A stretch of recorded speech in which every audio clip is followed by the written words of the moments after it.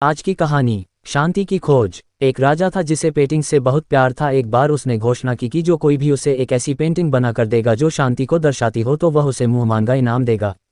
फैसले के दिन एक से बढ़कर एक चित्रकार इनाम जीतने की लालच में अपनी अपनी पेंटिंग्स लेकर राजा के महल पहुंचे। राजा ने एक एक करके सभी पेंटिंग्स देखीं और उनमें से दो को अलग रखवा दिया।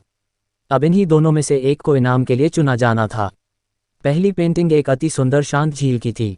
उस झील का पानी इतना साफ था कि उसके अंदर की सतह तक नजर आ रही थी और उसके आसपास मौजूद हिमखंडों की छवि उस पर ऐसे उभर रही थी मानो कोई दर्पण रखा हो। ऊपर की ओर नीला आसमान था जिसमें रुई के गोलों के समान सफ़ेद बादल तैर रहे थे। जो कोई भी इस पेंटिंग को देखता उसको यही लगता कि शांति को दर्शाने के लिए इससे अच्छी पेंटिंग हो ही नहीं सकती।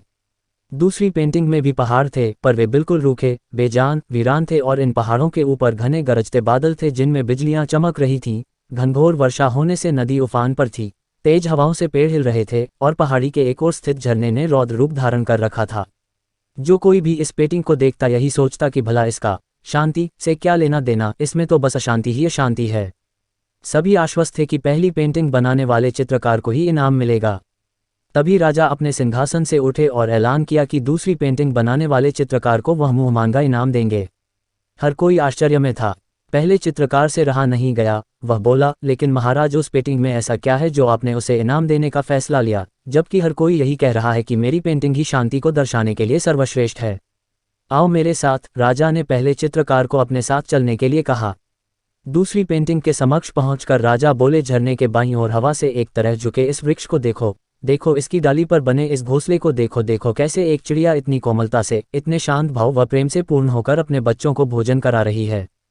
फिर राजा ने वहां उपस्थित सभी लोगों को समझाया, शांत होने का मतलब ये नहीं है कि आप ऐसे स्थिति में हो जहां कोई शोर नहीं हो, कोई समस्या नहीं हो, जहां कड़ी मेहनत नहीं हो, जहां आपकी परीक्षा नहीं हो। शांत होने का सही अर्थ है कि आप हर तरह की अव्यवस्था, अशांति, अराजकता के बीच हों और फिर भी आप शांत रहें, अपने काम पर केंद्रित रहें, अपने लक्ष्य की ओर अग्रसित रहें। अब सभी समझ चुके थे कि दूसरी पेंटिंग को राजा ने क्यों चुना है।